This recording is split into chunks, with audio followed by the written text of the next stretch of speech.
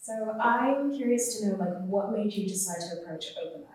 Like, out of all the photography galleries in the UK, when you're thinking of writing or rewriting this course, like, what made you like approach us? I think the important thing for me was I'm aware of our location in Manchester, and there's lots of other photography BA courses. So I was looking to give the course a real flavour, something that distinguished ourselves between some of possibly the larger institutions, which is why I thought, how cool would it be to work with a major international institution such as the Open Eye? And so I made initial contact and had a couple of meetings with Sarah Fisher, the director, which went incredibly well. It was really strange. The first time we walked in, and myself and Sarah were talking, and we were bouncing ideas, and we very quickly realised that we had a unique opportunity to create something really special that was unlike anything else, where like education kind of meets the art world, which doesn't always happen.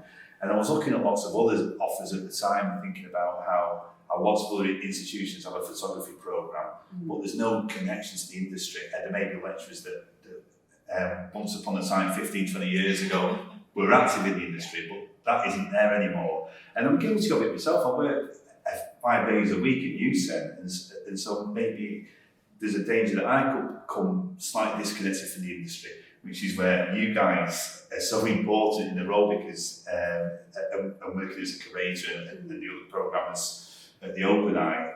It gives us a real involvement with the industry and keeps the course exciting and relevant, I think. Yeah, I think that element of collaboration is something that is like running throughout the entire process, and I think it's really impressive. So I think everything from the way that we've like written the degree or like worked together or kind of thought about how we can best approach and kind of support the students. I think so, not only in like our collaborative approach, but also in the way that the students will eventually work on the course as well. Yeah, exactly. Because I think it's important that we try and point out that it's not like there's a course that's existing at the moment, and then we brought in the Open Eye, and the Open Eye going to do a bit of teaching or guest lectures here. That's not what's happening here at all. It's a brand new course that we've wrote together as a collaboration, because I think both our institutions believe in that idea of participatory projects and collaboration at the forefront of everything that we do. And so the idea of us writing a course together and learning from each other, because obviously we're an educational institution who may, like any other educational institution, become slightly disconnected from the real world, then you guys might not be as aware as how education works in writing a programme. So being able to bounce ideas off each other, I think, is really where the magic's happened, and that's kind of what we've got in the course programme. I mean, I've been working alongside yourself, for instance, and the units that you have wrote are things that I wouldn't even thought about, and so there's a flavour to the course which makes it really unique because of you guys, and I think that's where it's been incredibly beneficial. I think it's been really important to really bear in mind like the things that I missed out on my degree. So really thinking about like how do we bring in that like real world expertise? How do we give the students that chance to work in practical settings? And the idea that the students can come into the gallery and they can work with the archives, so they can have exhibitions or their end of year degree show here is just something that's really key. But I think it's also something that's built into the degree from the very beginning, which is what you're saying is maybe kind of setting this degree apart from the other ones as well. I think that's really exciting. Exactly. And as you're talking then, I'm thinking of some of the units that you've wrote, like the idea that we've got a unit that deals with in pitching and presenting and writing.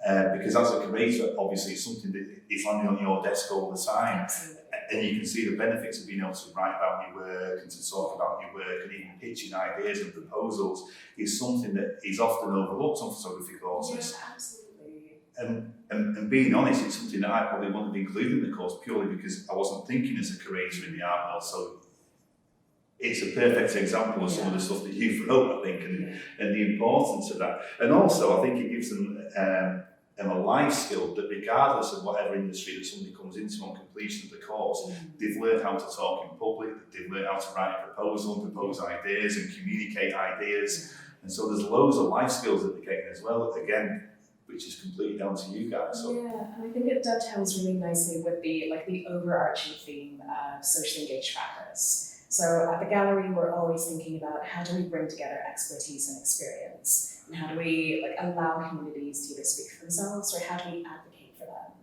And this is something that runs through the degree, and it's very much about working in collaboration, working with communities. But it's not just for photographers who are interested in socially engaged practice. I think this is a useful skill for people who are into fashion or documentary or photojournalism. I think it's a way of understanding how to work with other people, so whether that's communities or clients. I think it's a really crucial part of this degree as well.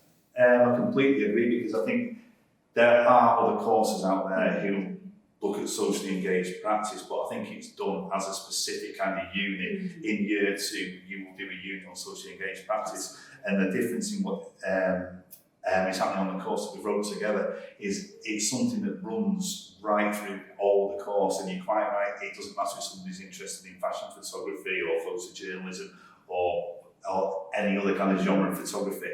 There are ways of making work in socially engaged ways, and that's kind of the difference with this course. I think it's like an ethos that runs throughout everything. I think one of the things that I'm most interested by is that we're really kind of shaping the future of photography through this new generation of students. One of the things that I'm personally interested in, and one of the things that is coming up in the modules in the degree, is around the idea of social responsibility. So how do we take photographs? How do we read photographs? How do we understand the context and the history? I think, again, looking at socially engaged photography, thinking about the people who've been left out before, understanding how photography can help to kind of reassert those voices, and really shaping students' thinking in terms of how are you approaching these communities? How are you approaching this brief? How are you working with this client? And what is the message that you're trying to achieve here?